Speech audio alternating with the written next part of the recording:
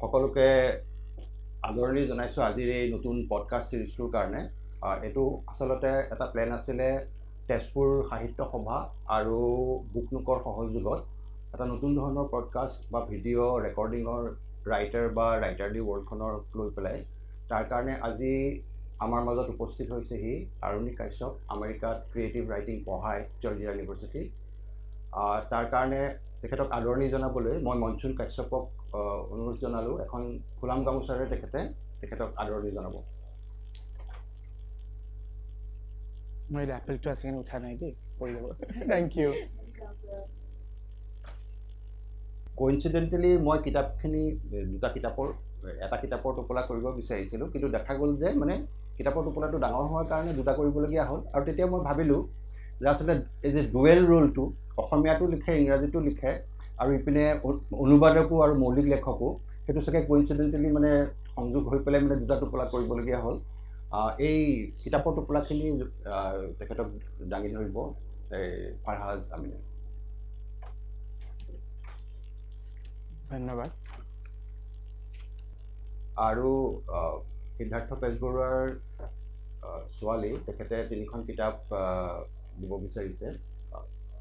জিজ্ঞাসাই এই 3খন কিতাপ। ধন্যবাদ। Thank you. আমি এতিয়া মূল পৰ্যায়লৈ যাব বিচাৰিছোঁ। তাৰমানে সাধাৰণভাৱে যিটো আমি কুৱেশ্যন কৰোঁ, তাৰমানে প্ৰাথমিক অৱস্থাৰ যিটো ৰিডিং, আপুনি অসমৰ এই ভাৰতৰ প্ৰান্তীয় জেগাটোৰ পৰা গৈ পেলাই বিশ্ব দৰবাৰত যিটো প্ৰতিষ্ঠা হোৱাৰ যিটো কথা কয়, সেইটোৰ পিনৰ পৰা আপুনি শৈশৱৰ বা সৰুকালৰ মানে পঢ়াৰ বিষয়ে অকণমান কওকচোন, যে যিটো আপোনাক পিছত পৰৱৰ্তী পৰ্যায়ত তাৰমানে আপোনাক সেই ৰাইটাৰজন বা অনুবাদকজন কৰিলেগৈ। মই ভাবোঁ যে ঘৰৰ পৰিৱেশটো খুবেই গুৰুত্বপূৰ্ণ কথা। আৰু মোৰ সৌভাগ্য আছিল যে মোৰ মা আৰু পিতা দুয়োজন অসমীয়াৰ PhD। মা কটন কলেজৰ অসমীয়া বিভাগৰ অধ্যাপিকা আছিলে। গতিকে মই সেই হিচাপে এটা মাল্টিলিংগুৱেল এটা বেকগ্ৰাউণ্ড এটা পাইছিলোঁ ঘৰত। ইংৰাজী কিতাপো পঢ়িছিলোঁ, যিহেতু মা দেউতা দুজনেই পঢ়ায়। তাৰপিছত অসমীয়া কিতাপৰো এটা পৰিসৰ আছিলে। তদুপৰি মাৰ আচলতে মোৰ PhD আছিলে বংগীয় নৱজাগৰণৰ ওপৰত। গতিকে সেইকাৰণে বংগীয় নৱজাগৰণ আৰু 19 শতিকাৰ বংগীয় নৱজাগৰণ আৰু তাৰ মানে অসমীয়া সাহিত্যৰ ওপৰত যিটো মানে আপোনাৰ প্ৰভাৱ পৰিছিল, তাৰ ওপৰত আছিলে মাৰ PhD আছিলে। গতিকে আমাৰ ঘৰত সদায় 19 শতিকাৰ বঙালী কিতাপবোৰৰ অত্যন্ত পৰিসৰ আছিলে। তাৰপিছত যিমানবোৰ বঙালী লেখক, কণ্টেম্পৰেৰী বঙালী লেখক, এই সকলোবিলাক আমাৰ ঘৰত মানে নিয়মিত পঢ়া হৈছিলে। আৰু পাষ্ট টাইম বুলিবলৈ আচলতে কিতাপ পঢ়াটোৱেই পাষ্ট টাইম আছিলে। আৰু তাৰপিছত পূজা বা বিহুত উপন্যাস পঢ়ি পেলাই মানে মনৰ খোৰাক দিয়াটোৱে আমাৰ হলিডে এক্টিভিটি আছিলে। গতিকে সেই হিচাপে মই ভাবোঁ যে মই খুব সৌভাগ্যৱান এনেকুৱা এটা পৰিৱেশত ডাঙৰ হ'বলৈ পাই। আৰু সেইকাৰণে হয়তো মই দুইটা ভাষাতে কোনো অসুবিধা নোহোৱাকৈ মই লেখা মেলা কৰিব পাৰোঁ। আৰু বহুতে হয়তো নাজানে, মই যেতিয়া সুযোগ পাওঁ তেতিয়া কওঁ, মই সৰুৰে পৰা আচলতে ইংৰাজী অসমীয়া দুয়োটাতে লিখোঁ। কিন্তু আচলতে ঘটনাক্ৰমেহে মোৰ প্ৰথম উপন্যাসখন ইংৰাজীত উলিয়াইছিল প্ৰথম।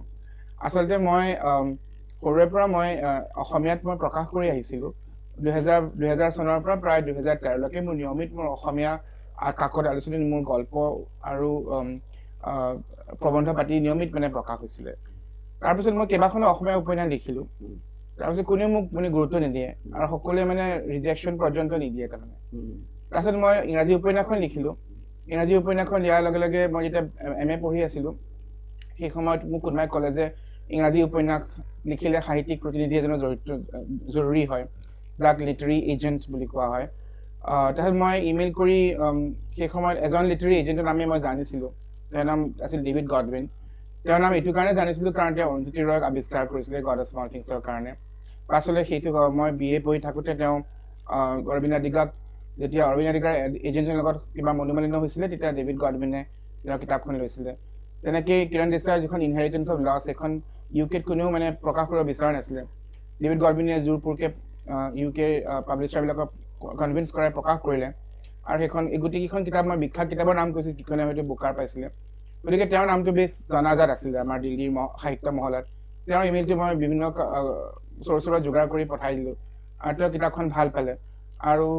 প্ৰায় 10 দিনৰ ভিতৰতে পেংগুইন প্ৰকাশনত স্বত্বটো তেওঁ বেচিবলৈ সক্ষম হ'ল। তো সেনেকৈহে আচলতে মই ইংৰাজী কিতাপখন প্ৰথম ওলাল। নহ'লে যদি অসমীয়া প্ৰকাশন গোষ্ঠীবিলাকে মোক ভাল পালেহেঁতেন মই প্ৰথমতে কেইবাখনো অসমীয়া কিতাপ ওলালেহেঁতেন। তাৰমানে আপোনাৰ মাধ্যম অসমীয়া মানে স্কুলৰ মাধ্যম অসমীয়া আছিল নেকি? নহয়, মোৰ মাধ্যম ইংৰাজী আছিলে। অসমীয়াত লিখিছিলে যে সেইটো মানে এটা বেলেগ ধৰণৰ ঘৰৰ পৰিৱেশটোৰ কাৰণে আছিলে। ঘৰৰ পৰিৱেশটোৰ কাৰণে হয় বহুখিনি ক্ষেত্ৰত, কিন্তু মই নিজৰো আগ্ৰহ আছিলে, মই ভাল পাইছিলোঁ লিখি পেলাই অসমীয়াত। মোক আচলতে কমপ্লিমেণ্ট দিয়ে তেতিয়া মোৰ শিক্ষকগৰাকীয়ে, ইংৰাজী স্কুলৰ শিক্ষকগৰাকীয়ে, যিগৰাকীয়ে অসমীয়া শিকিছিল, তোমাৰ অসমীয়াটো অসমীয়া মাধ্যমৰ ল'ৰা ছোৱালীৰ নিচিনাকৈ লিখা, সেইটো এক ধৰণৰ কমপ্লিমেণ্টটো বা কমপ্লিমেণ্ট নহয়ো মানে, কাৰণ মানে তাৰ অৰ্থ এইটো যে ইংৰাজী মাধ্যমৰ ল'ৰা ছোৱালীয়ে অসমীয়া লিখিব নোৱাৰে বা লিখাটো মানে এটা এক ধৰণৰ মানে তাৎপৰ্যপূৰ্ণ কথা। মই নাভাবোঁ যে মই এইটো কিবা তাৎপৰ্যপূৰ্ণ কথা। মই ভাবোঁ যে বাইলিংগেল হোৱাটো আচলতে এটা এক ধৰণৰ এটা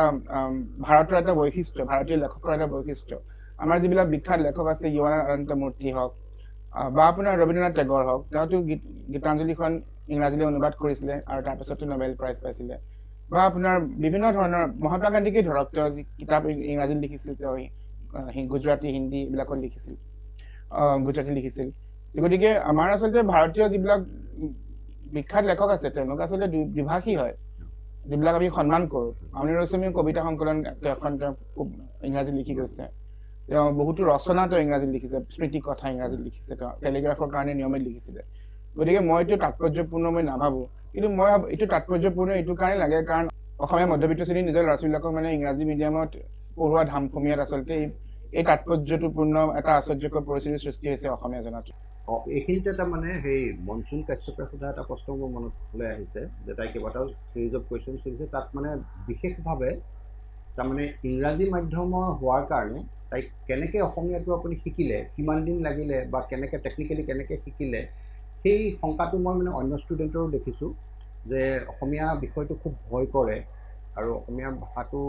মানে সাধাৰণতে টিচাৰবিলাকেও তাৰমানে ডিছকাৰেজ কৰাৰ নিচিনা লাগে ইংলিছ মিডিয়ামৰ। সেইটো ক্ষেত্ৰত মানে আপোনাৰ যিটো কৰিছিলে মানে কেনেকৈ এই কমাণ্ড অভাৰ দ্য লেংগুৱেজ এইটো কেনেকৈ হৈছিলে অসমীয়াটোৰ ক্ষেত্ৰত?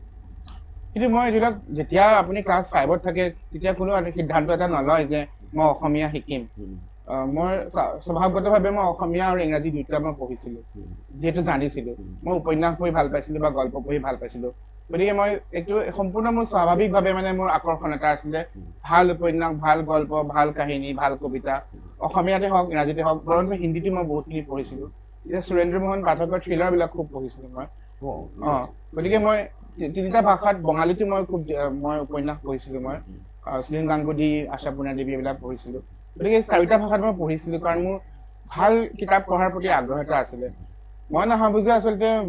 আৰু এটা 2 নম্বৰ কথা, আপুনি যিটো ভয়ৰ কথা কৈছে, যিটো কথা ভয় কৰা যায় সেইটো সন্মুখীন হ'লেহে আচলতে ভয়টোৰ নিৰ্মূল হ'ব। গতিকে ভয় কৰি থাকিলে লাভ নাই, ভয় কৰি থাকিলে শিকা কেতিয়াও নহ'ব। আৰু 3 নম্বৰ কথা এইটো যে কাৰোবাৰ যদি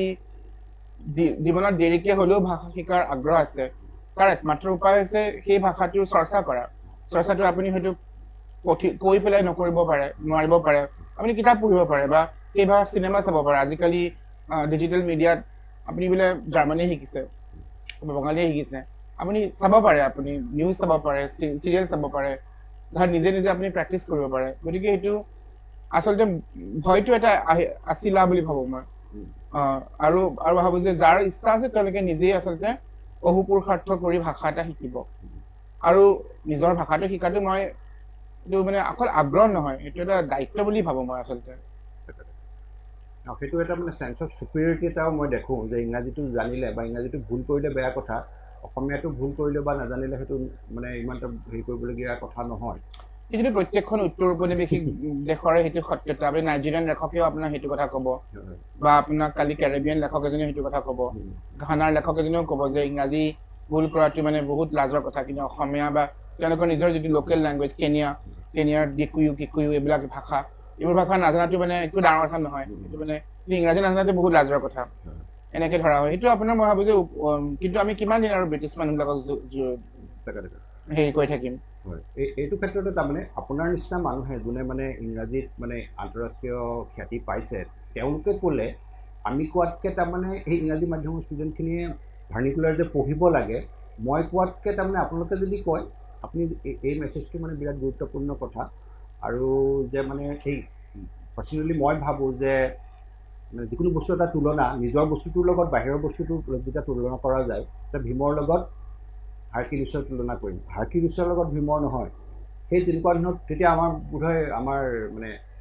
আণ্ডাৰষ্টেণ্ডিং অফ থিংছটো এটা বেটাৰ হোৱাৰ এটা চান্স থাকে, মানে নিজৰ বস্তুৰ লগত বেলেগৰ তুলনা কৰিলে তেনেকুৱা ধৰণৰ। তো সেইটো এটা বিৰাট ভাল কথা হ'ল। তাৰ বাহিৰেও এতিয়া মই এটা টেকনিকেল এছপেক্টলৈ গৈছোঁ যে আপুনি যেতিয়া ক'লে যে লিটাৰেৰী এজেণ্ট পালে, যিটো মানে অৰুন্ধতী ৰয়ৰ এজেণ্ট পালে, তো সকলো কাৰণেতো তেনেকুৱা ধৰণৰ ইমান এটা মানে লাকি কোইনচিডেঞ্চ নহ'বও পাৰে। এতিয়া বৰ্তমান সময়ত তাৰমানে ভাৰতত তাৰমানে অনলাইন অফলাইন বা তেনেকুৱা বিভিন্ন মিডিয়ামত মানে ধৰি লওক কোনোবাই যদি ফিকশ্যন লিখি আছে ইংৰাজীত মানে পঠাব পৰা মানে চ'ৰ্চেছবিলাক কেনেকুৱা হ'ব? মই নাভাবোঁ যে এইটো লাকি কোইনচিডেঞ্চ হয়। মই ভাবোঁ যে আপুনি ভাল কিতাপ এখন লিখিলে বহুত ধৰণৰ সাহিত্যিক প্ৰতিনিধি আছে, তেওঁলোকে ভাল কিতাপ এখন প্ৰতিনিধিত্ব কৰিবলৈ ৰৈ আছে। এতিয়া ধৰি লওক অকল নিউয়ৰ্ক চহৰতে প্ৰায় প্ৰায় হাজাৰ এজেণ্ট লিটাৰেৰী এজেণ্ট আছে। প্ৰত্যেক দিনাখনে তেওঁলোকে কিতাপখন তেওঁলোকৰ নিজৰ ইমেইলটো খোলে যে আজি এজন আমি ভাল লেখকৰ পাণ্ডুলিপি এটা বিচাৰি পাম, গোটেই দিনটো পঢ়ে। আৰু মই এইবিলাক মোৰ কথা নহয়, আচলতে মই বহুতো সাহিত্যিক প্ৰতিনিধিক লগত মই যোগাযোগ থাকে, যিহেতু মই ক্ৰিয়েটিভ ৰাইটিং প্ৰগ্ৰাম এটাৰ মই সঞ্চালক হয়, মোৰ ছাত্ৰবিলাকে এজেণ্ট বিচাৰে। গতিকে তেওঁলোকে এজেণ্টবিলাকে মোক নিজেই কয় যে মই সদায় ৰাতিপুৱা উঠোঁ, এজন ভাল কিতাপ এখন মই বিচাৰি পাম, সেইখন মই প্ৰতিনিধিত্ব কৰিম আৰু ভাল এটা মই কিতাপৰ ডিল এটা মোৰ হ'ব। গতিকে মই নাভাবোঁ যে এইটো এটা লাকি কোইনচিডেঞ্চ। যেনেকৈ এজন জীৱনসংগী বিচাৰি পোৱাটো এটা মানে অকল লাকি কোইনচিডেঞ্চো নহয়, ঠিক তেনেদৰে এজন ভাল সাহিত্যিক প্ৰতিনিধি বিচাৰি পোৱাটো আচলতে এটা অকল লাকি কোইনচিডেঞ্চ নহয়, হয়তো কিছু পৰিমাণে তাৰ আংশিকভাৱে হয়তো অৱদান থাকিব পাৰে লাকি কোইনচিডেঞ্চৰ। 2 নম্বৰ কথাটো, আপুনি কেনেকৈ সাহিত্যিক প্ৰতিনিধি এজনক যোগাযোগ কৰিব। আজিকালি সকলো সাহিত্যিক প্ৰতিনিধিবিলাকৰ ইমেইল ID, তেওঁলোকে কি বিচাৰে, কোন কিতাপ প্ৰথম কিমান পাণ্ডুলিপিৰ কিমান অংশ তেওঁলোকে প্ৰথম পঢ়িব বিচাৰে, সেইবিলাক সকলোবোৰ আজিকালি অনলাইন আছে। আজিকালি বহুত ভাৰতীয় লেখক আছে যিবিলাকে ইংৰাজীত লিখে, তেওঁলোকে কিন্তু উৰিষ্যা বা বম্বে বা অৰুণাচলত থাকি সাহিত্যিক প্ৰতিনিধি তেওঁলোকে নিউয়ৰ্ক বা লণ্ডনত গোটাই লৈছে নিজৰ অধ্যৱসায়ত, নিজৰ চেষ্টাত আৰু নিজৰ আগ্ৰহত। কিতাপ লিখিছে, ৰিভাইজ কৰিছে, পুনৰ লিখন কৰিছে, ৰিভাইজ কৰিছে, যেতিয়া তেওঁলোকে ৰেডি বুলি ভাবিছে তেওঁলোকে ইমেইল কৰি পঠাইছে। আগতে সেইটো সম্ভৱ নাছিলে, আগতে ইমেইল ID নাছিলে মানুহৰ। আজি মই 20-25 বছৰৰ কথা কওঁ, তেনেকুৱা ৱেবছাইটবিলাক ইমান নাছিলে। গতিকে খুব কষ্টকৰ আছিলে আচলতে এনেকুৱা ধৰণৰ প্ৰতিনিধিসকলৰ লগত যোগাযোগ কৰাটো। হয়, আপুনি যদি লণ্ডনত থাকে বা নিউয়ৰ্কত থাকে, যিটো মই নিউয়ৰ্কত নাথাকোঁৱেই, তেতিয়া কিছু কষ্ট হয় আৰু সেইখিনি কষ্টৰ মই সন্মুখীন হৈছোঁ। কিন্তু আপুনি যদি নিজৰ কলাটোক গভীৰভাৱে ভাল পায় আৰু বিচাৰে যে আপোনাৰ কলা, আপোনাৰ সৃষ্টি এটা বহুল পঠিত এখন সমাজলৈ আগুৱাই যায়, তেতিয়া আপুনি সেইখিনি পুৰুষাৰ্থ কৰিব বুলি মই ভাবোঁ। মানে এনেই মই আচলতে কুৱেশ্যনটো তাৰমানে ভাৰতত থাকি পেলাই হেৰি কৰাৰ কথাটো কৈছোঁ। হয়, অৰুন্ধতী ৰয় ভাৰততে আছিলে। তেওঁ ক'তো কিন্তু বাহিৰত পঢ়িব যোৱা নাই, কিন্তু তেওঁ আৰ্কিটেক্সাৰ এজন আছিলে, আৰ্কিটেক্সাৰ পঢ়িছিলে, তেওঁ ভাৰতত আছিলে আৰু তেওঁৰ উপন্যাসখন ইমেইল কৰি ডেভিড গডলিনে পঠোৱা হৈছিলে। নহয়, তাৰমানে মই একেবাৰে ধৰিবা মোৰ সন্মুখতে থকা সেই সন্মুখতে থকা মানে মনসুন কাশ্যপক হেৰি কৰি কৈছোঁ। তাই মানে যিমানখিনি 16টামান কুৱেশ্যন দিছে, গোটেইবিলাকতে তাৰমানে সেই ডাউটবিলাকেই আছে, কেনেকৈ পঠাব, কি কৰিব, কেনেকৈ কি কৰিব। সেই ভাৰতৰ পৰা তাই যদি পঠাবলগীয়া হয়, তাৰমানে বেছিকেলি তাই ফিকশ্যন লিখে আৰু মই ভাবোঁ তাই মানে নন ফিকশ্যনেল ৰ'জ লিখাৰো এটা ষ্ট্ৰং হেৰি এটা আছে, মই ধৰিব পাৰিছোঁ। তেতিয়া মানে কোনবিলাক প্লেটফৰ্মলৈ পঠালে তাৰমানে আপুনি ভাবে যে ভাল হ'ব? তাৰমানে আচলতে যদি এজন উঠি অহা লেখক বা সাহিত্যিকে যদি এইটো কথা প্ৰশ্ন কৰিছে, মই অকল এজন ব্যক্তিৰ কথা নকওঁ, মই সামগ্ৰিকভাৱে মই উঠি অহা সাহিত্যিকবিলাকৰ কথা ক'ব বিচাৰিছোঁ। তেওঁলোকে বহুত আলোচনী আজিকালি আছে, ভাল কোৱালিটিৰ অনলাইন আলোচনী বা অনলাইন আৰু প্ৰিণ্ট আলোচনী। এইটো ডাটাবেছটো তেওঁলোকে poetsandwriters.org বুলি এটা ৱেবছাইট এটা আছে, তাত এই ডাটাবেছটোত এই আলোচনীবিলাক আছে। pw.org, তাতে লিটাৰেৰী মেগাজিনছ ডাটাবেছ এটা আছে, তাত তেওঁলোকে নিজৰ লেখাবিলাক পঠাব পাৰে। আৰু তাৰপিছত যেতিয়া কেইবাটাও গল্প, ধৰি লওক 5-6টা গল্প প্ৰকাশ হৈছে আৰু লেখকজনে এখন সম্পূৰ্ণ মেনুস্ক্ৰিপ্ট, মই সম্পূৰ্ণ মেনুস্ক্ৰিপ্টখন লিখি উঠি 3 মাহ থৈ দি সেইখন পুনৰ লিখন কৰি আকৌ 3 মাহ থৈ দি আকৌ ৰিভাইজ কৰি আকৌ 3 মাহ এনেকৈ এবছৰমান ৰিভাইজ কৰি কেইবাবাৰো 4-5টা ড্ৰাফ্ট ৰিভাইজ কৰি পেলাই আনৰ পৰা ফিডবেক লৈ যদি ৰেডি হৈছে তেওঁলোকে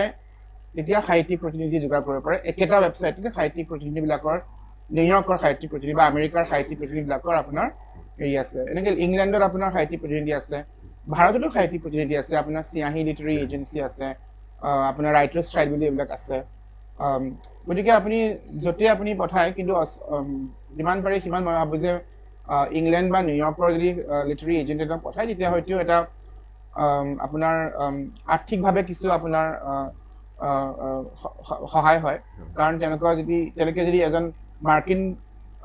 প্ৰকাশকক কিতাপখনৰ স্বত্বটো বিক্ৰী কৰে তেতিয়া হয়তো ডলাৰত পইচা পাব সেই লেখক এজনে আৰ্থিকভাৱে যদি সচ্ছল হ'ব পাৰে তেতিয়া নিজৰ আৰ্টটো নিজৰ কলাটো তেওঁ বিনা দ্বিধাই কোনো সংগ্ৰাম বহুখিনি মানে সহজেৰে তেওঁলোকে পাৰ্চু কৰিব পাৰিব গতিকে মই সেইটো এডভাইচ দিবলৈ বিচাৰিম মানে লিটাৰী এজেণ্ট নোলোৱাকৈ তাৰমানে আপুনি হেৰি কৰাটো এডভাইচ নকৰে নেকি নকৰোঁ মই তাৰমানে ধৰবা এনেই যে ছাবমিশ্যন যে পেঙ্গুইন বা অন্যান্য পাব্লিকেশ্যন হাউচবিলাকত যে ছাবমিশ্যন বা আৰ্টিকলৰ ক্ষেত্ৰত যে পিচ কৰাৰ যিটো হেৰিটো থাকে সেইটো অলপমান অসুবিধাজনক হয় নেকি তাৰমানে অসুবিধাজনক নহয় আচলতে আপুনি লিটাৰী এজেণ্ট এজন নোহোৱাকৈ কিতাপৰ ডিল এটা চাইন কৰাটো এনেকুৱা যে আপুনি ঘৰ এটা কিনিলে কোনো উকিল নোহোৱাকৈ এনেকুৱা এটা কথা বা ফ্লেট এটা কিনিলে উকিল নোহোৱাকৈ গতিকে আপুনিতো উকিল এজন ল'বই আপুনি যে আপোনাৰ যিটো অধিকাৰ সেইটো আপুনি সাব্যস্তটো কৰিব পাৰে আৰু আপোনাৰ বিষয়ে আৰু এটা আপোনাৰ হৈ পেলাই উকিলজনে আৰু এটা ভাল ডিল নেগোচিয়েট কৰিব পাৰে যদি এজন মানুহে এটা নিজৰ ৰাইটিং কেৰিয়াৰ হিচাপে ল'ব বিচাৰিছে তেতিয়া মই ভাবোঁ যে লিটাৰী এজেণ্ট নোহোৱাকৈ ভাল লিটাৰী এজেণ্ট নোহোৱাকৈ আগবঢ়া অনুচিত মানে লিটাৰী এজেণ্টক এপ্ৰ'চ কৰোঁতে তেওঁ প্ৰথমতে কি কাম কৰিব লাগিব য়ং ৰাইটাৰ এজনে প্ৰথমতে মই এইটো ক'লোঁ যে তেওঁ এখন মেনুস্ক্ৰিপ্ট সম্পূৰ্ণ কৰিব লাগিব যিটো মই আপোনাক ক'লোঁ এটা প্ৰচেছ হয় কেইবাবাৰো পুনৰীক্ষণ কৰি ৱৰ্কশ্বপলৈ লৈ যোৱা উচিত বা বিশ্বাসী মানুহৰ পৰা ফিডবেক লোৱা উচিত আৰু মই ভাবোঁ যে সেইবোৰ মানুহৰ পৰা ফিডবেক লোৱা উচিত যিবিলাকে আপোনাক ক'ব যে কিতাপখনত এইবোৰ আখুৱা আছে মাক দেউতাকৰ পৰাতো কেতিয়াও লোৱা উচিত নহয় বয়ফ্ৰেণ্ড গাৰ্লফ্ৰেণ্ডৰ পৰাতো কেতিয়াও লোৱা উচিত নহয় আৰু তেওঁলোকে যদি বেয়া ফিডবেক মানে আখুৱা দেখায় গৃহকন্দলৰহে সৃষ্টি হ'ব গতিকে আৰু সেই ৰিলেশ্যনশ্বিপটো নাথাকিব গতিকে মই আপোনাক আগতেই মই ৱাৰ্ণ কৰি দিছোঁ গতিকে send it to your frenemy যোনে আপোনাৰ আখুৱাবোৰ বিচাৰি পেলাই বেছি ভাল পাব send it to your best friend যোনে আপোনাৰ নিৰ্মূলভাৱে সমালোচনা কৰিব তাৰপিছত লিটাৰী এজেণ্টক আপুনি ছাবমিট কৰিলে বিভিন্ন এজেঞ্চিৰ বিভিন্ন ধৰণৰ ৰিকুৱাৰমেণ্ট থাকে কিছুমানে কয় যে আমি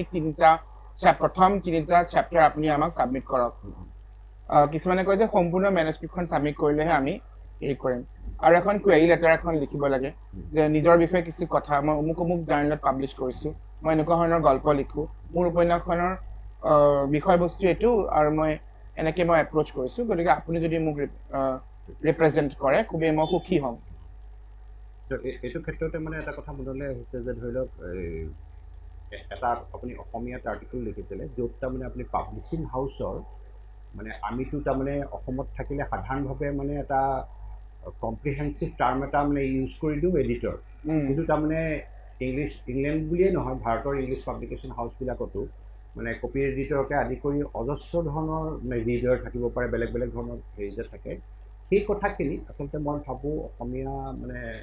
ৰিডাৰ বা ৰাইটাৰসকলে জনা দৰকাৰ গতিকে সেইখিনি অকণমান থুলমূলকৈ কৈ দিবচোন তাৰমানে ধৰি লওক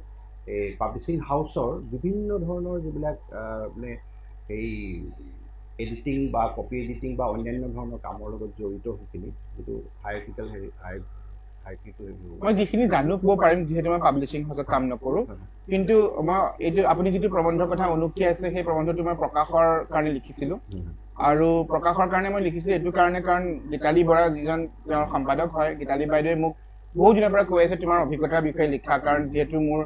এখন কিতাপ ইংলেণ্ডত ওলাইছে গতিকে ইংলেণ্ডৰ যিটো প্ৰকাশন গোষ্ঠীবিলাক তাৰ লগত মোৰ কিছু চিনাকি আমেৰিকাত মোৰ 2খন কিতাপ ওলাইছে আৰু ভাৰততো ওলাইছে আৰু অসমীয়া পাব্লিছিং ইণ্ডাষ্ট্ৰিটোৰ উদ্যোগটোৰ লগত সাহিত্য উদ্যোগটোৰ লগত মই জড়িত বা হয়তো মই এটা ইনচাইডাৰ ভিউখন আছে গতিকে তুমি কি শিকিলা গতিকে মই প্ৰথম কথা শিকিছিলোঁ যে আমাৰ এইখিনি মই আলোচনীখিনি মই এই ডিছকাশ্যনটোৰ আউটলৈ আনিব খোজা নাই গতিকে আলোচনীবিলাকত হয়তো ভাল সম্পাদক থাকিব পাৰে আৰু আছে বুলি মই জানো কিন্তু আমাৰ যিবিলাক প্ৰকাশন গোষ্ঠী আছে এইবিলাক পাণবজাৰত স্থিত বা অসমৰ বিভিন্ন জেগাত আছে কিন্তু পাণবজাৰত আপোনাৰ স্তূপীকৃত হৈ আছে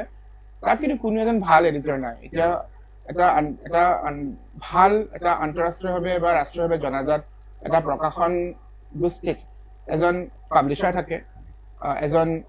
আপোনাৰ কমিশনিং এডিটৰ থাকে আৰু কমিশনিং এডিটৰবিলাকৰ বিভিন্ন ভাগ থাকে কিছুমানে অকল কলাত্মক সাহিত্য লিটাৰী ফিকশ্যন এডিটৰ বুলি কয়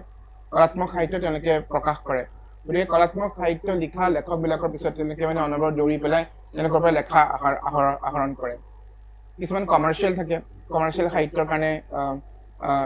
এডিটিং কৰা এডিটৰ থাকে তাৰ পিছত আপোনাৰ লাইন এডিটৰ থাকে যিবিলাকে আপোনাৰ বাক্যবিলাক পুনায়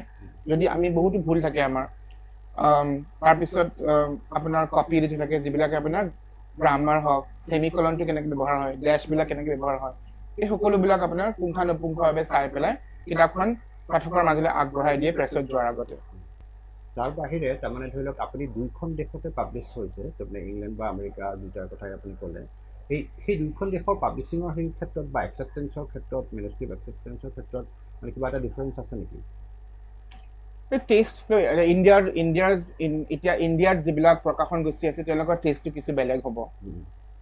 লণ্ডনৰ যিবিলাক প্ৰকাশন গোষ্ঠী আছে তেওঁলোকৰ টেষ্টটো কিছু বেলেগ হ'ব ঠিক তেনেদৰে প্ৰত্যেকখন দেশতে যিটো ট্ৰেণ্ড চলিছে সেইটোৰ ওপৰত হ'ব এতিয়া ইণ্ডিয়াত বহুত নন ফিকশ্যন খুব বেছি বিক্ৰী হয় উপন্যাসতকৈও বেছি কিন্তু ধৰি লওক অমিতাভ ঘোষ হওক বা ৰঞ্জিত ৰয় তেওঁলোক যিহেতু আন্তঃৰাষ্ট্ৰীয়ভাৱে বিখ্যাত সেইকাৰণে তেওঁলোকৰ লেখাবোৰ যিয়ে নিলিখক কিয় বিক্ৰী হয় বা চলে মানুহৰ মাজত জনপ্ৰিয় হয় বিক্ৰী হয় আপুনি যি ক'ব বিচাৰিছে গতিকে টেষ্টবিলাকতো ডিফাৰেণ্ট আপোনাৰ depending on very specific situation মানে মই সেই ইণ্ডিয়ান ৰাইটাৰৰ ক্ষেত্ৰত কৈছোঁ মানে when it comes to acceptance মানে ইণ্ডিয়ান ৰাইটাৰৰ ৰাইটিংছ মানে আপোনাৰ বিচাৰত তাৰমানে আমেৰিকাৰ সমাজত আমেৰিকাৰ ৰাইটিং ৱৰ্ল্ডত মানে একচেপ্টেঞ্চৰ সেইটো বেছি নে ব্ৰিটিছখিনিৰ তাৰমানে যিহেতুকে তাৰ লগত এটা কথা জড়িত হৈ আছে আমি তাৰমানে সেই কলনিয়েল হেৰিটোৰ কাৰণে ব্ৰিটিছ ইংলিছটো আমি ফ'ল' কৰোঁ নৰ্মেলি তাৰমানে হয় মডেল হিচাপে সেইটো ব্ৰিটিছ ইংলিছটো মই কোনো অন্তৰায় নহয় কাৰণ সেইটো কিতাপখন যেতিয়া আমেৰিকাৰ প্ৰকাশন গোষ্ঠী আছিলে তেওঁলোকে কমাবিলাক বদলাই দিয়ে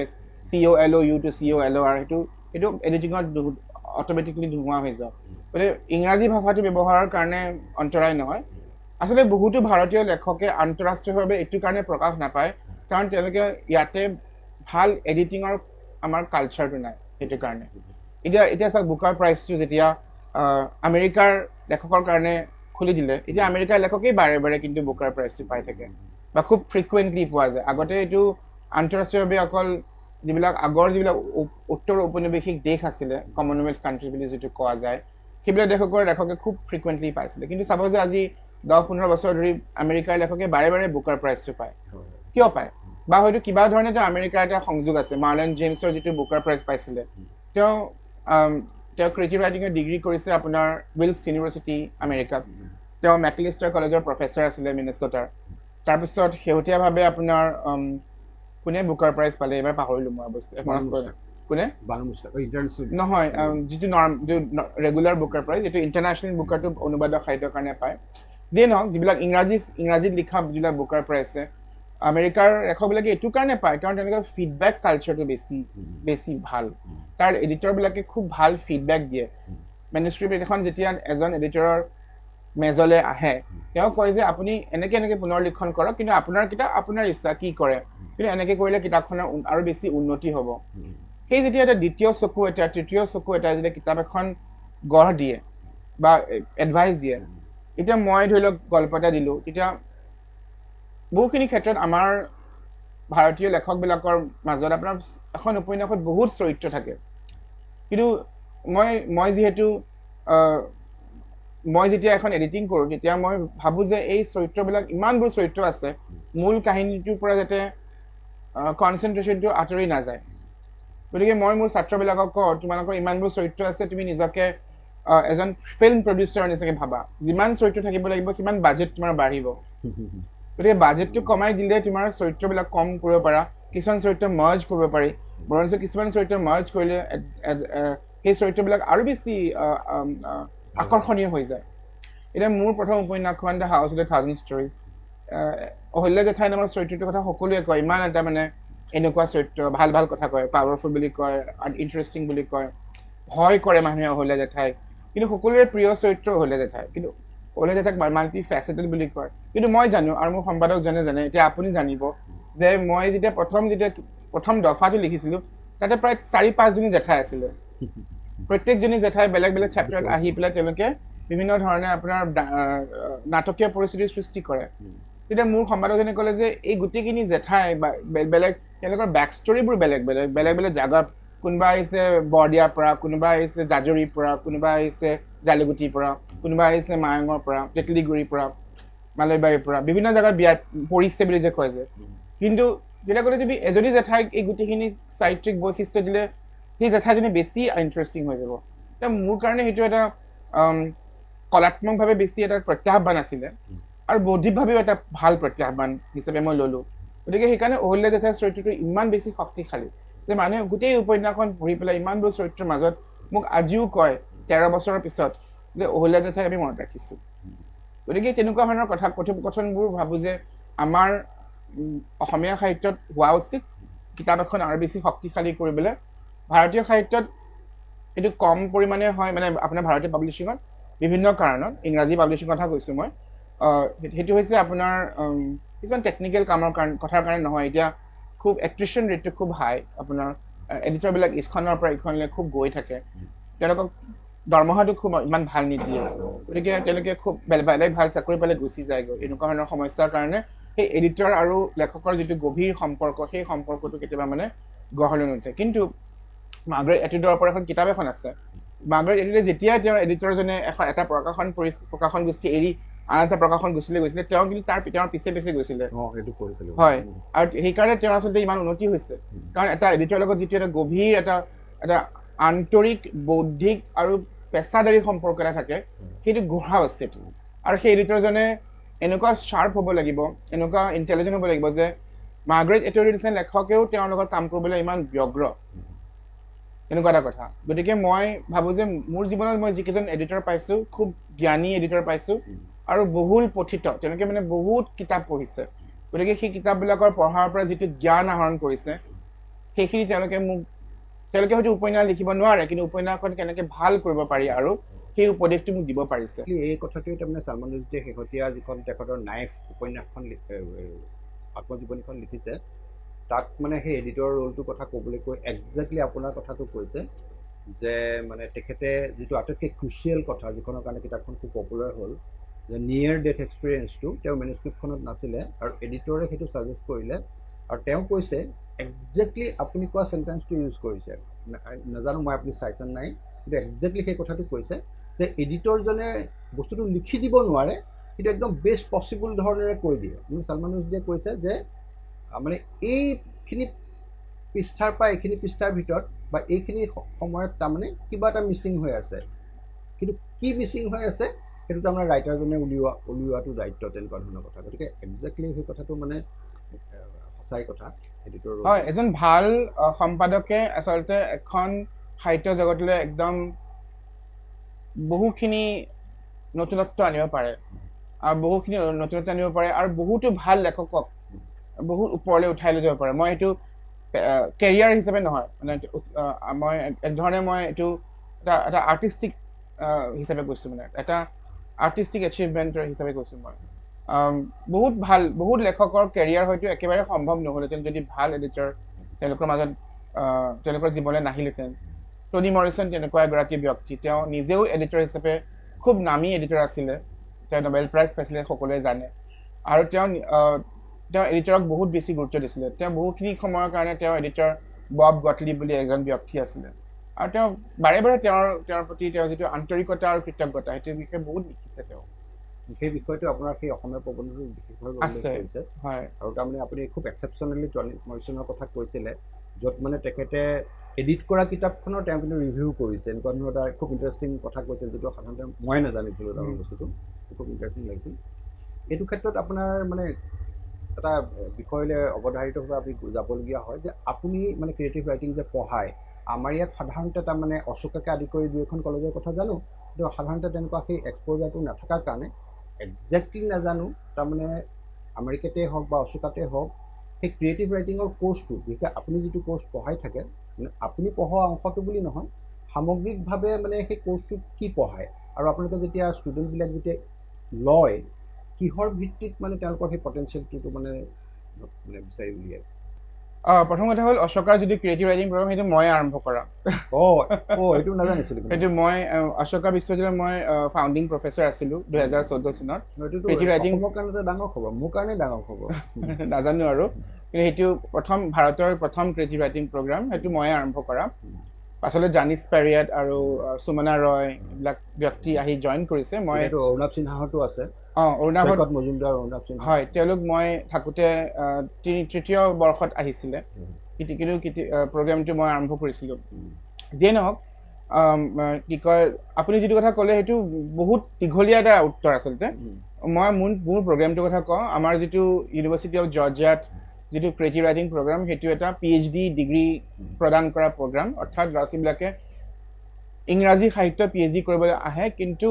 তেওঁলোকৰ যিখন থিচিছ হয় সেইখন তেওঁলোকে এখন ক্ৰিয়েটিভ থিচিছ লিখে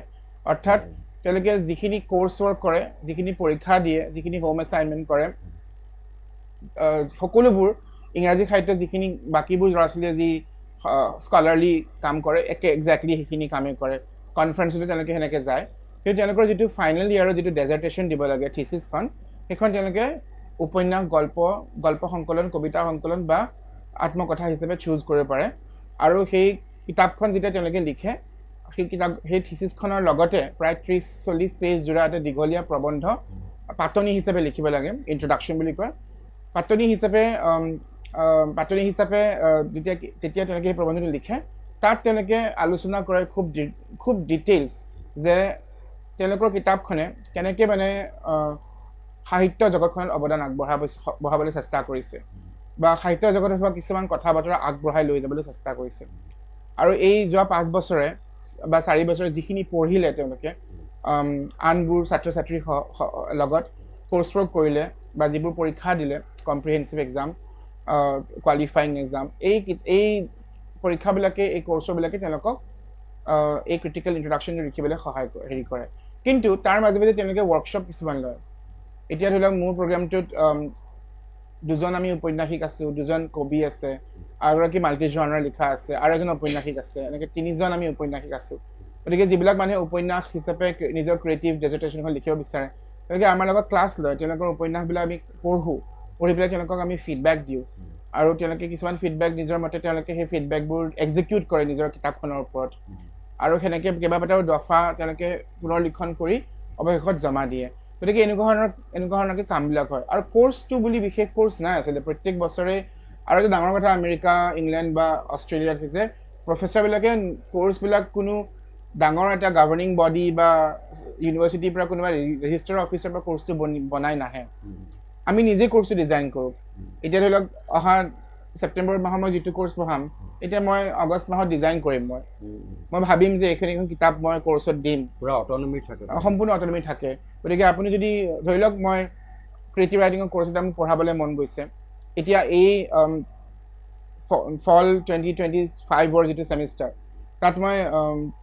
উপন্যাস কেনেকৈ লিখে এটা কোৰ্চ পঢ়াম গতিকে মই তাত 7খনমান উপন্যাস সন্নিৱিষ্ট কৰিম আৰু সেই 7খন উপন্যাসত হয়তো থাকিব প্ৰথম পুৰুষত কোৱা উপন্যাস এখন তাৰপিছত হয়তো দ্বিতীয় পুৰুষত কোৱা এখন উপন্যাস থাকিব কোনোবা এখন উপন্যাস হয়তো দিম য'ত আপোনাৰ য'ত আপোনাৰ ধৰি লওক আপোনাৰ ছেটিং বস্তুটো ধৰি লওক আপোনাৰ এই চহৰ নগৰ বা আপোনাৰ গছ গছনি জাগা ঠাই এইবিলাক ভালকৈ আপোনাৰ অংকন কৰা হৈছে তেনেকুৱা এখন উপন্যাস হয়তো দিম ধৰি লওক মামণি ৰয়ছম গোস্বামী দঁতালহাতী একুৱা হাওদাত অসমৰ প্ৰতিচ্ছবিটো কিমান সুন্দৰকৈ তেওঁ দিছে ৰূপমা উপক চিত্ৰকল্প দি পেলাই লগতে বুৰঞ্জীও আছে ঠাই নামো আছে এই সকলোবিলাক মিলি পেলাই মিহলি হৈ এটা অত্যন্ত সুন্দৰ এটা ছেটিঙৰ সৃষ্টি কৰিছে গতিকে এনেকৈ বিভিন্ন ধৰণে মানে মই কিতাপবিলাক মই প্ৰেছক্ৰাইব কৰিম আৰু ল'ৰা ছোৱালীকে সেইবোৰ পঢ়ি পেলাই দেখিব যে এইজন লেখকে ইমান সুন্দৰকৈ দেখিছে আমি তেওঁৰ পৰা কি টেকনিক আমি শিকিব পাৰোঁ আৰু যেতিয়া তেওঁলোকে নিজেই সেইবিলাক নিজৰ উপন্যাসত টেকনিকবোৰ তেওঁলোকে যেতিয়া ব্যৱহাৰ কৰিব আৰম্ভ কৰিব শৈলীবিলাক সেইবোৰ নিজস্বতাৰ ৰূপ লৈ সেই নিজৰ কামত সেইটো ফুটি উঠে তাৰমানে একেটা কোৰ্চৰ আণ্ডাৰতে তাৰমানে প্ৰত্যেক বছৰে বা প্ৰত্যেক ইণ্ডিভিজুৱেল প্ৰফেচাৰৰ আণ্ডাৰত মানে কোৰ্চটোৰ ফ্লেক্সিবিলিটি এটা থাকে এবছলিউটলি আৰু কম্পেৰেটিভলি তাৰমানে অশোকাৰ হেৰিটো কেনেকুৱা একে ধৰণৰ ফিলচফিতে আপোনাৰ কৰা হৈছে আৰু তাৰমানে অশোকাৰ পৰা তেনেকুৱা ৰাইটাৰ ওলাইছে নে সেই কোৰ্চবিলাকৰ পৰা আসলে খুব কম কোৱা এতিয়া এতিয়া এতিয়া অশোকা যিহেতু 2014হে আপোনাৰ এষ্টাব্লিছ হৈছিলে গতিকে অশোকা ইউনিভাৰ্চিটিৰ বিষয়ে এই প্ৰশ্নটো কৰাটো অনুচিত কাৰণ এজন ৰাইটাৰ এষ্টাব্লিছ হৈ ওলাবলৈ কমে 20 বছৰ সময় লাগে এতিয়া অশোকা বিশ্ববিদ্যালয়খন মাত্ৰ 11 বছৰীয়া এখন নতুন অশোকাত এতিয়া সেই ট্ৰান্সলেশ্যনৰ তেনেকুৱা ক্ৰিয়েটিভ ৰাইটিং হেৰিও হৈছে ট্ৰান্সলেশ্যনৰ এটা আহিছে মই অশোকাৰ বিষয়ে ইমান ক'ব নোৱাৰিম যিহেতু মই 2018ত মই এৰি দিলোঁ গতিকে হয় আপুনি কথা যিটো আপুনি গম পাইছে সেইটো মই জানো পেপাৰত যিটো আপুনি পঢ়িছে মই গম পঢ়িছোঁ এই ক্ষেত্ৰত তাৰমানে মই কালি ৰাতি মানে কোইনচিডেণ্টেলি মই হেৰিয়াৰ লগত কথা পাতিছিলোঁ ৰঞ্জিতা বিশ্বাস বাইদেউৰ কথা পাতিছিলোঁ আৰু আপোনাৰ খুব ভালকৈ সুৰ দিছে আৰু মানে এটা কথা সুধিব দিছে বাইদেউ সুধিব দিছে যে মোৰ কিউৰিয়াছ মানে শেহতীয়াভাৱে তেখেতে এগৰাকী খুব ভাল এডিটৰৰ লগত কথা পাতোঁতে বোধহয় গম পাইছে যে এই ভাৰতীয় ইংৰাজী সাহিত্যতকৈ তাৰমানে শেহতীয়াভাৱে তাৰমানে বাহিৰত মানে অনুদিত ভাৰতীয় সাহিত্য খুব ভালকৈ অনুবাদ হোৱা শেহতীয়া যিটো ধাৰা হৈছে সেইটো মানে যথেষ্ট বেছি জনপ্ৰিয় হৈছে হয় সেইটো মানে আপুনি মানে আমেৰিকাত থাকোঁতে বা ইংলেণ্ডৰ পাব্লিছিং হেৰি কথা গম পাই থাকোঁতে সেই কথাটো সঁচা নেকি বাৰু হয় সেইটো কথা সঁচা ভাৰতীয় উন্নীত সাহিত্যৰ জনপ্ৰিয়তা আৰু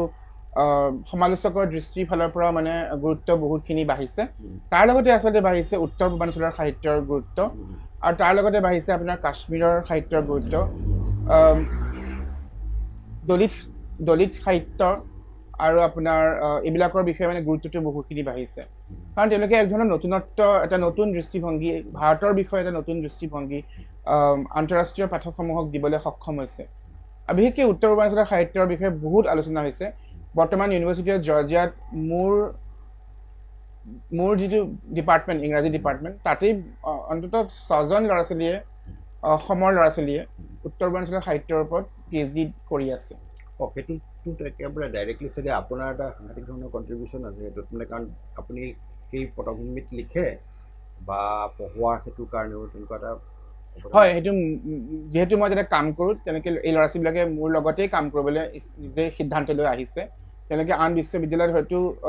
কেইবাটাও বিশ্ববিদ্যালয়ত তেওঁলোকে নামভৰ্তিৰ সুবিধা পাইছিলে আৰু ফুল স্কলাৰশ্বিপ পাইছিলে কিন্তু তেওঁলোকে যিহেতু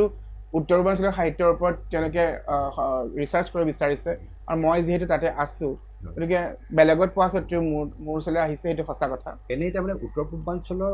প্ৰতি আগ্ৰহী হোৱাটোত মানে তেওঁলোকৰ কিবা এটা তেওঁলোকে স্পেচিফিক বিচাৰি পোৱাৰ কাৰণে বা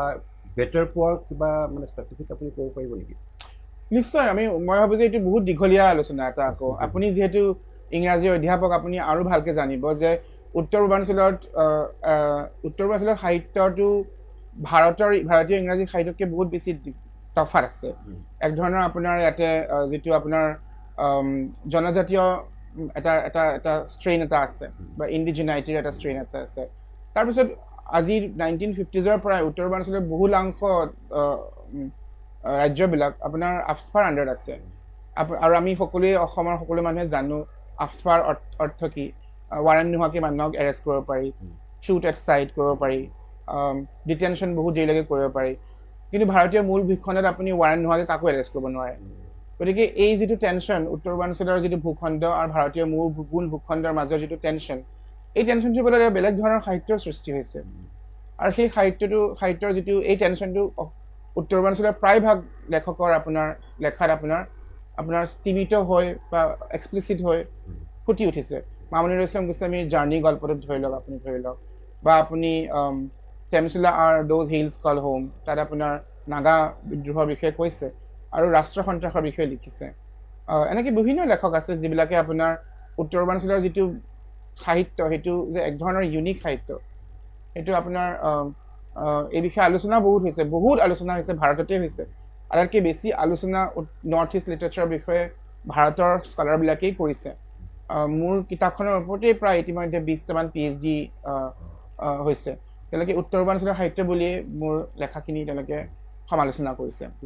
কালি মই কথা পতা সেই হৰ্ষিতা হিয়াইও আপোনাৰ কিতাপ লৈ পেলাই হেৰি কৰিছে এটা খুব সুন্দৰ হয় নেকি হয় তাৰ ভিতৰতে মানে আপোনাৰ ব্যক্তিগত হেৰি হিচাপে মই এটা কথা সুধোঁ যে ধৰি লওক ভাৰতত থাকি ইংৰাজীত লিখা ভাৰতীয় মানুহে বিদেশত থাকি বা ইংলেণ্ড বা আমেৰিকাত থাকি ইংৰাজীত লিখা বা আমেৰিকান মানুহে বা ব্ৰিটিছ মানুহে নিজৰ জেগাত থাকি পেলাই ইংৰাজীত লিখা আৰু ভাৰতীয় সাহিত্য যিটো তাৰমানে ইংৰাজীলৈ অনুবাদ হৈছে সেইবিলাকৰ ভিতৰত তাৰমানে তুলনামূলকভাৱে আপুনি মানে সমতা বা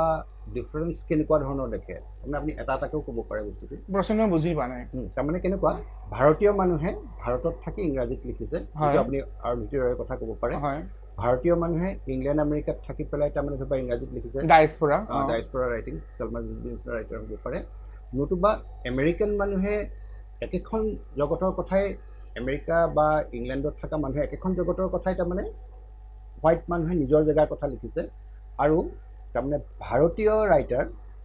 মানে প্ৰাদেশিক ৰাইটাৰ যাক খুব ভালকৈ ট্ৰান্সলেট কৰা হৈছে খুব ভাল ইংৰাজী জনা মানুহে ট্ৰান্সলেট কৰিছে আপোনাৰ নিচিনা মানুহে ট্ৰান্সলেট কৰিছে সেইবিলাকৰ মাজত মানে বেচিকেলি কেনেকুৱা ধৰণৰ পাৰ্থক্য দেখা যায় তাৰমানে বা চিমিলাৰিটি দেখা যায় এটি প্ৰশ্ন মানে প্ৰায় 30-40টা PhD টপিক বুলি কয় নিশ্চয় ডিফাৰেঞ্চ আছে এজন ভাৰতীয় মানুহে যোনে আমেৰিকাত ডাঙৰ দীঘল হৈছে বা জনজাতীয় ব্যক্তি এজন যোনে আমেৰিকাত জন্ম হৈছে ডাঙৰ দীঘল হৈছে তেওঁলোক নেটিভ হয় তেওঁলোকে নিজৰ অভিজ্ঞতাৰ পৰা লিখে শ্বেতাংগ ব্যক্তি এজনে তেওঁলোকৰ নিজৰ শ্বেতাংগ অভিজ্ঞতাৰ বিষয়ে লিখে বা নিউয়ৰ্ক বা মেট্ৰপলিটান হেৰি বিষয়ে লিখে আৰু মই নাভাবোঁ যে অকল নেশ্যনেলিটিয়ে একমাত্ৰ মানে আপোনাৰ কাৰক আপোনাৰ জেণ্ডাৰ ছেক্সুৱেলিটি তাৰপিছত আপোনাৰ ৰাজনীতি তেওঁলোকে কেনেকুৱা ধৰণৰ ৰাজনৈতিক দৰ্শন তেওঁলোকৰ কেনেকুৱা ধৰণৰ জীৱন দৰ্শন এই সকলোখিনিয়ে আচলতে গতিকে নেশ্যনেলিটি লৈ পেলাই আচলতে আমি সাহিত্যটো আমি ইমান ৱাটাৰ টাইটলি ডিছকাছ কৰিলে অসম্ভৱ সেইটো আপুনি মোতকৈ ভালকৈ জানে কিজানি গতিকে সেই কথাটো আচলতে উত্তৰটো দিয়া সহজ নহয় কাৰণ উত্তৰটোৰ কোনো সহজ উত্তৰ নাই এতিয়া এই এটা প্ৰশ্ন তাৰমানে হৰ্ষিতা হিয়াই আৰু তাৰমানে আৰু দৰ্দী পাটৰে দুয়োজনীয়ে একেধৰণৰ এটা প্ৰশ্ন সুধিছিলে তেওঁলোকে ট্ৰান্সলেটৰ হিচাপে তাৰমানে টেকনিকেলি এটা অসুবিধা পায় ধৰি লওক নলবৰীয়া ভাষাটো অসমীয়াৰ মাজত নলবৰীয়া ভাষাটো ব্যৱহাৰ কৰিছে তেতিয়া তাৰমানে অসমীয়া ভাষাটোৰ এটা এডভান্টেজ থাকে মানে ষ্টেণ্ডাৰ্ড ভাষাটো ইউজ কৰিছে নলবৰীয়া ভাষাটো ইউজ কৰিছে কিন্তু ইংৰাজীলৈ অনুবাদ কৰোঁতে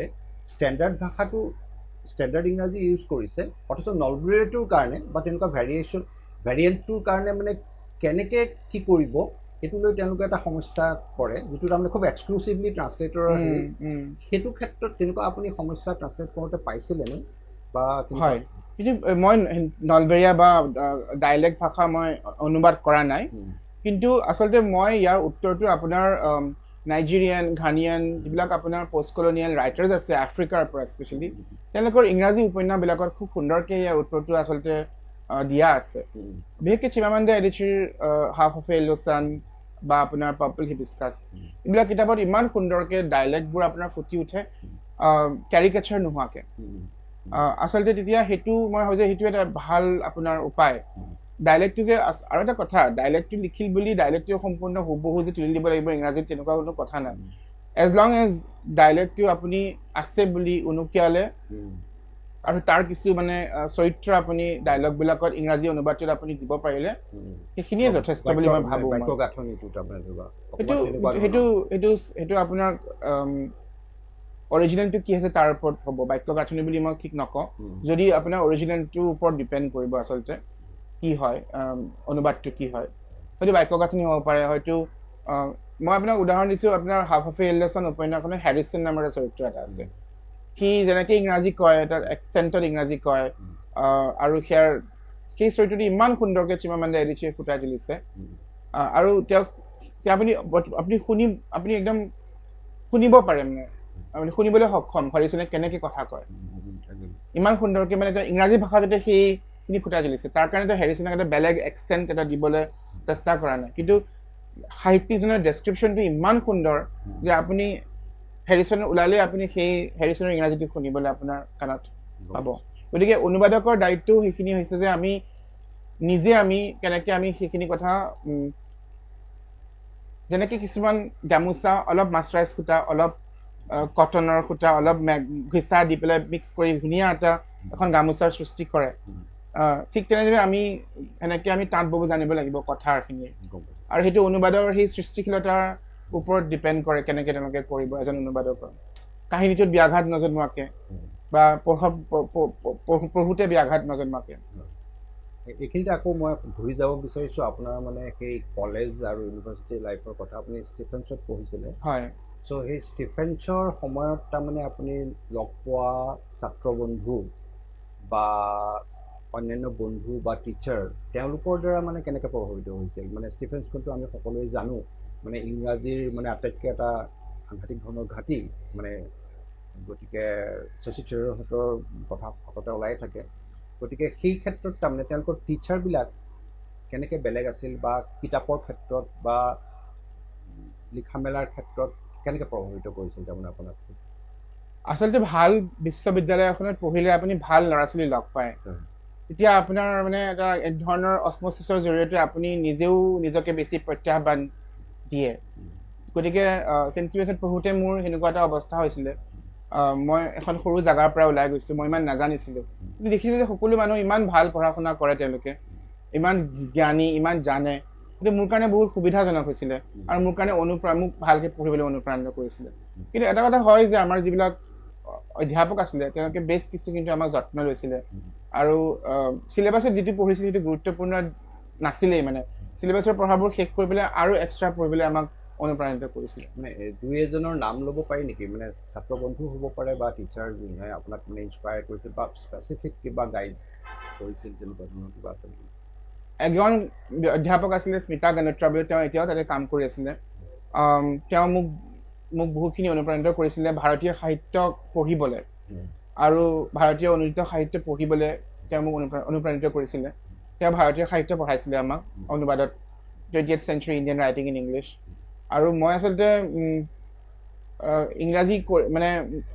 ইংৰাজী অনাৰ্ছ কৰিম বুলি যোৱা নাছিলোঁ মই হিষ্ট্ৰী অনাৰ্ছ কৰিম বুলিহে গৈছিলোঁ মই দিল্লীলৈ ষ্টিভেন্সত পোৱাৰ কাৰণে মানে চেণ্ট ষ্টিভেন্সত পোৱাৰ কাৰণে সকলোৱে ক'লে লৈ লওঁ বুলি লৈ ল'লোঁ মামনি বাইদেৱেও ক'লে তেতিয়া লৈ লোৱাচোন তুমি এইটো তেওঁৰ কথা পেলাব নোৱাৰি মই লৈ ল'লোঁ মই লৈ লোৱাৰ পাছত কি হ'ল মানে মই কিছুদিন মানে মই বহুতো মানসিক দুশ্চিন্তাত ভুগিছিলোঁ যে মই কেলেই মই ইংৰাজী ল'লোঁ তেতিয়া মোক ক'লে যে ডক্টৰ গণ্ডোত্ৰাই ক'লে যে তুমি যিটো তোমাৰ ষ্ট্ৰেংথ সেইটো তুমি গুৰুত্ব দিয়া তোমাৰ ষ্ট্ৰেংথটো হৈছে তুমি ভাৰতীয় সাহিত্য তুমি পঢ়ি ডাঙৰ হৈছা সেই বিষয়ে তুমি মোক এখন ৰচনা লিখি দিয়া আৰু ক্লাছত আমি সেইখন পাঠ কৰিম গতিকে মানে যিটো সময়ত এজন ল'ৰাই হয়তো নিজকে একো নাজানে বুলি ভাবি আছিলে তেওঁক সঁচাকৈ মোক এজন ৰিচৰ্চ পাৰ্চন নিচিনা এটা স্থান এটা দি দিলে গতিকে মোৰ কাৰণে এইটো বহুত ডাঙৰ এটা ৱাটাৰশ্বেড মুভমেণ্ট আছিলে আপোনাৰ এতিয়া ধৰি লওক পটককৈ মই ঘূৰি আহিছোঁ আকৌ মানে অনুবাদৰ ক্ষেত্ৰত তাৰমানে আপুনি কণ্টেম্পৰেৰী যিখিনি অসমীয়া সাহিত্যৰ হেৰি তাৰমানে এটা ট্ৰান্সলেবিলিটিৰ কথাটো থাকেতো মানে ধৰি লওক খুব ভাল অসমীয়া সাহিত্য হ'লেই নহ'ব বা যিকোনো প্ৰাদেশিক সাহিত্য হ'লেই নহ'ব কিন্তু ট্ৰান্সলেট কৰিব পৰা ধৰণৰ এটা হেৰি থাকে যে সেই পিনৰ পৰা তাৰমানে ধৰি লওক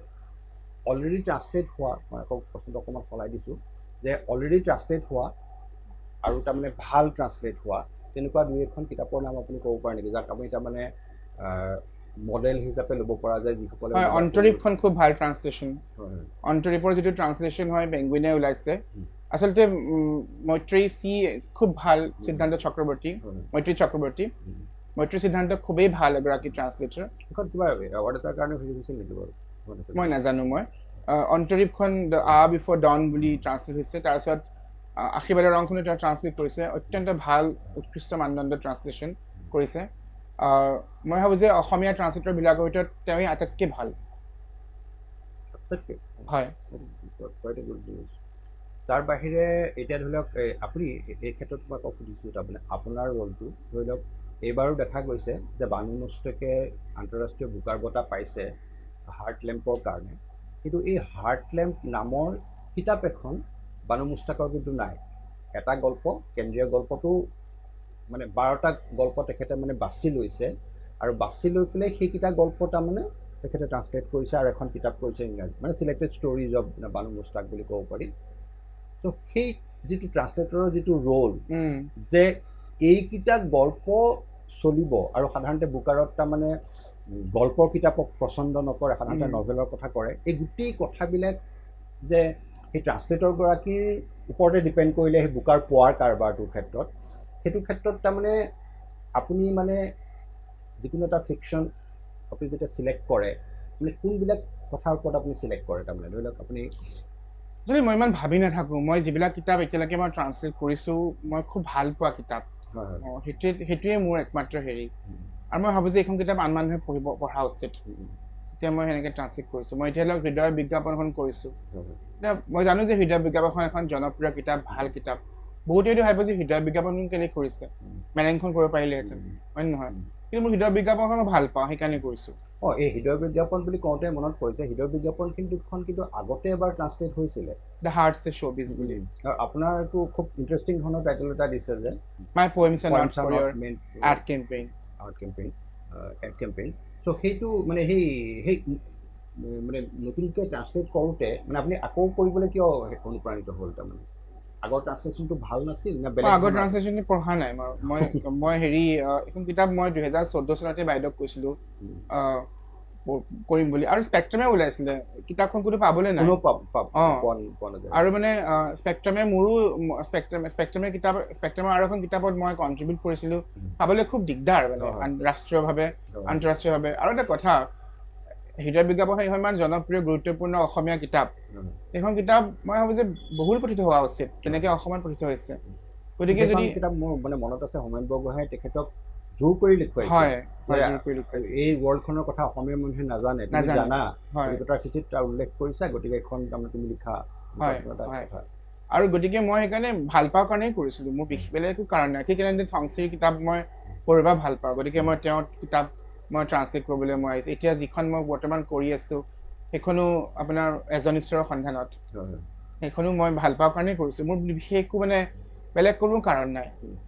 এই কথাটো কিন্তু মই কেইবাজনো ট্ৰান্সলেটৰে কোৱা পাইছোঁ যে মানে the only or the best ক্ৰাইটেৰিয়াটো তাৰমানে ভাল লগাটো নিজে পঢ়ি পেলাই ভাল পাইছে আৰু মানে ৱাইডাৰ ৰিডাৰৰ কাৰণে হেৰি কৰিব বিচাৰে তো সেই ক্ষেত্ৰত মানে এই সৰুকুমাৰ চলিহাৰ নিচিনা ৰাইটাৰ আপুনি তেখেতসকলৰ পচিবিলিটিটো কেনেকুৱা দেখে তাৰমানে ট্ৰান্সলেশ্যন হ'লে মানে সেইটো সকলো গল্পই ট্ৰান্সলেশ্যন হৈছে কিন্তু তাৰমানে বস্তুটো তেনেকৈ ওলোৱা নাই আপোনাৰ কিতাপবিলাক যেনেকৈ পেংগুইন বা হেৰিয়াৰ পৰা ওলাইছে গুৱাহাটীৰ পৰা ওলাইছে বস্তুটো মানে ভাল ট্ৰান্সলেশ্যন হ'লেও মানে আচলতে ভাল ট্ৰান্সলেশ্যন হ'লেও ভাল পাব্লিছাৰৰ পৰা ওলাব লাগিব এতিয়া বহুখিনি ক্ষেত্ৰত দেখোঁ যে কিছুমান কিতাপ অসমীয়াৰ পৰা ইংৰাজীলৈ অনুবাদ কৰি ইয়াতেই আমাৰ লোকেল পাব্লিছাৰৰ দ্বাৰা পাব্লিছ কৰিছে মানে কিছুমান মই এনেকুৱাও দেখিছোঁ যে ইউৰোপীয় ভাষা এটালৈ অনুবাদ কৰি ইয়াৰে আমাৰ লোকেল পাব্লিছাৰে পাব্লিছ কৰি পেলাই চানমাৰী ফ্লাইঅভাৰৰ তলত বেছি আছে what's the point of date exactly সেই কথাটো এটা বিৰাট ডাঙৰ কথা শেহতীয়াভাৱে নীলমণি ফুকনৰ কবিতাও স্পেনিছলৈ আৰু ইংৰাজীলৈ একেখন কিতাপতে বাইলিংগুৱেল এডিশ্যন উলিয়াইছে আৰু ইয়াৰ পৰা গুৱাহাটীৰ পৰা প্ৰকাশ হৈছে আৰু কোনেও পঢ়া নাই তাৰমানে ধৰি লওক অভিয়াছলি কোনে স্পেনিছ পঢ়িব তাকে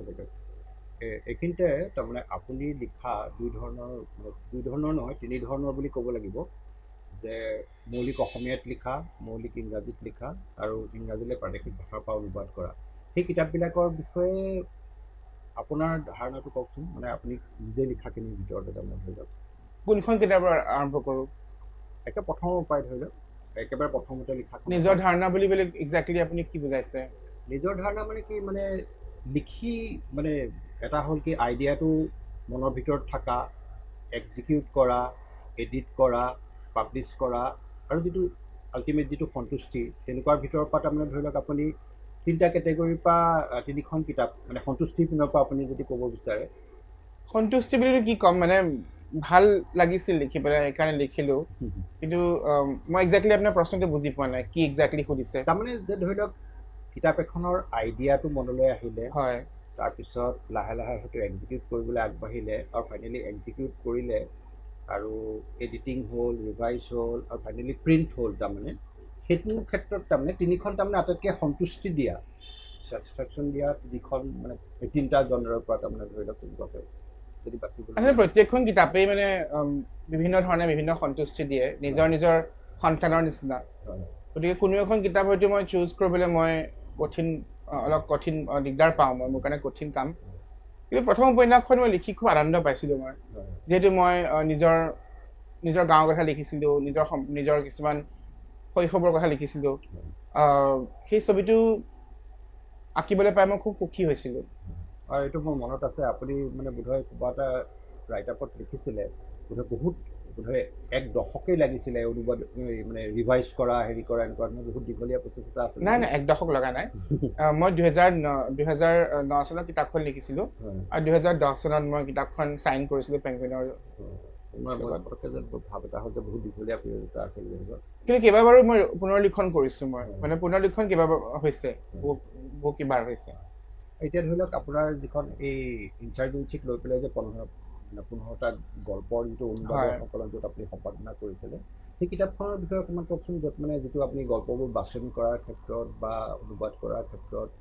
যিখন মানে কেইবাজন মানুহে একেলগে কৰিছে সেইটো এটা মানে মই হেৰিও দেখিছিলোঁ ইণ্টাৰভিউ এটা মই দেখিছিলোঁ বাছনিটো ময়ে কৰিছিলোঁ আচলতে আৰু অৱশ্যে মোক হাৰ্পাৰ কলিন্সৰ ফালৰ পৰা যিগৰাকী প্ৰকাশক আছিল তেওঁলোকৰ লগত আমাৰ কিছু কথা আলোচনাও কৰিছোঁ আৰু বাছনিৰ ফালৰ পৰা এইটোৱে যে আমাৰ এই অভিজ্ঞতা লৈ তেতিয়া মানে ইমান বেছি আলোচনা হোৱা নাছিলে আৰু মই নিবিচাৰিছিলোঁ যে মানুহে কেৱল ভাবক যে আৰণিৰ বাহিৰে বেলেগ কোনেও লিখা নাই আচলতে মই একধৰণে মই বহুত মানুহে এই বিষয়ে লিখা মেলা কৰাৰ কাৰণে মই লিখিবলৈ সক্ষম হৈছিলোঁ হাউচ অফ 1000 ষ্টৰিজ গতিকে মোৰ এক ধৰণৰ ট্ৰিবিউট এটা সেই সাহিত্যিকবিলাকৰ প্ৰতি যে তেওঁলোকে এইটো বিষয়বস্তু ইমান গভীৰভাৱে অধ্যয়ন কৰি লিখাৰ কাৰণে মই নিজৰ প্ৰথম উপন্যাসখন লিখিবলৈ সক্ষম হৈছিলোঁ যিখনে মোক প্ৰতিষ্ঠা দিছিলে গতিকে মই তেওঁলোকৰ প্ৰতি এক ধৰণৰ সন্মান জনাই পেলাই কিতাপখন আচলতে মই এডিট কৰিছিলোঁ মই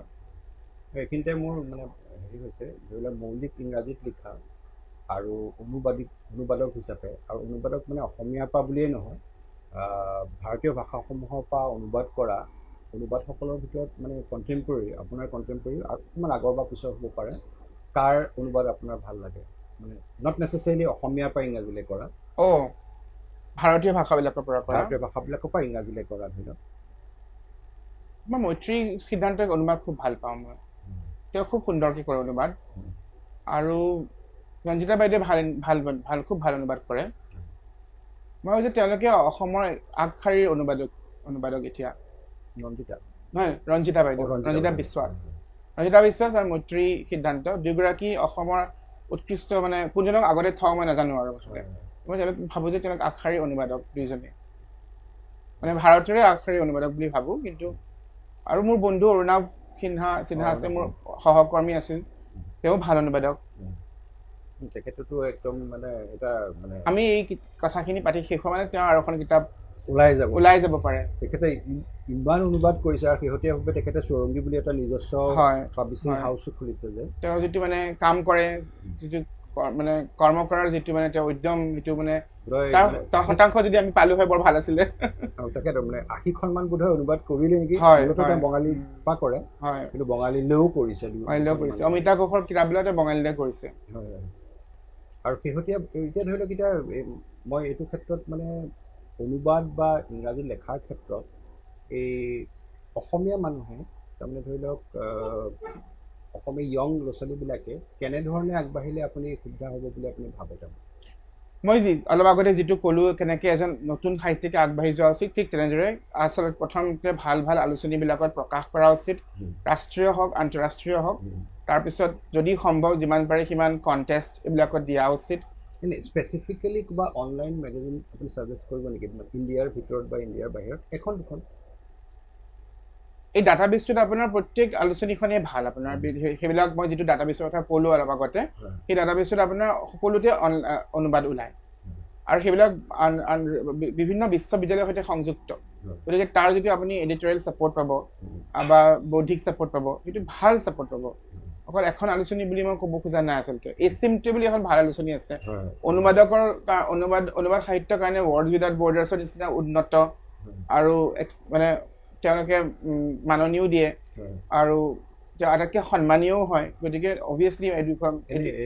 বম্বে লিটাৰেৰী ৰিভিউ বুলি যে ভাৰতৰ পৰা এখন দিয়ে সেইখনৰ ষ্টেণ্ডাৰ্ডটো কেনেকুৱা বাৰু এনেকৈতো বহুত আলোচনী নাম আপুনি ক'ব পাৰে মই প্ৰত্যেকখনৰ কথা কেনেকৈ কমেণ্ট কৰিম কাৰণ এখনৰ কথা ভাল বুলি ক'লে এখনে বেয়া বুলি ক'ব ঠিক আছে আজি মানে আপুনি ইমানখিনি সময় দিয়া আৰু এই গৰমত তাৰমানে আপুনি ইমান কষ্টৰ মাজতো এই গোটেই সময়খিনি দিয়াৰ কাৰণে আপোনালৈ ধন্যবাদ জনাইছোঁ মই দুটা অনুষ্ঠানৰ পৰা ধন্যবাদ জনাইছোঁ ব্যক্তিগতভাৱে মই বুকনুকৰ হৈ পেলাই আৰু তেজপুৰ সাহিত্য সভা তেওঁলোকে উদ্যোগ লৈছিল আৰু মই সহযোগিতা কৰিছিলোঁ আৰু এই চিৰিজটো ভিডিঅ' চিৰিজটো প্ৰথম হেৰি হোৱা হিচাপে আৰু মই ভাবোঁ যে আপোনাৰ এইটো মানে এই আৰম্ভণিটো বেষ্ট পচিবল ৱেত হৈছে আৰু আমি আৰু আগলৈও কৰি থাকিম আৰু আপোনাকো মানে ভৱিষ্যতে আকৌ কোনোবা এটা সময়ত এনেকৈ আকৌ পাম আপোনাৰ পিছৰ কেইখন কিতাপ বা পিছৰ সাফল্যখিনি আলোচনা কৰিবৰ কাৰণে মই খুব ভাল পাম আৰু অহা বছৰকে মোৰ কিতাপ এখন ৰিলিজ হৈ আছে হাবলি এ ফেনাটিক বুলি হাৰ্পাৰ কলিন্সৰ পৰা ওলাব তেতিয়া আমি নিশ্চয় আৰু এটা প্ৰগ্ৰেম কৰিম চিয়'ৰ আগ্ৰহেৰে ৰৈ থাকিম আৰু এই উদ্ভাসিত উপত্যকাখন ওলালে নহয় এখন ওলাব অহা বছৰকে সেইখনো ওলাবলগীয়া হৈ আছে তেতিয়া মই ভাবিলোঁ উদ্ভাসিত উপকূল উপকূল হয় ঠিক আছে ধন্যবাদ ধন্যবাদ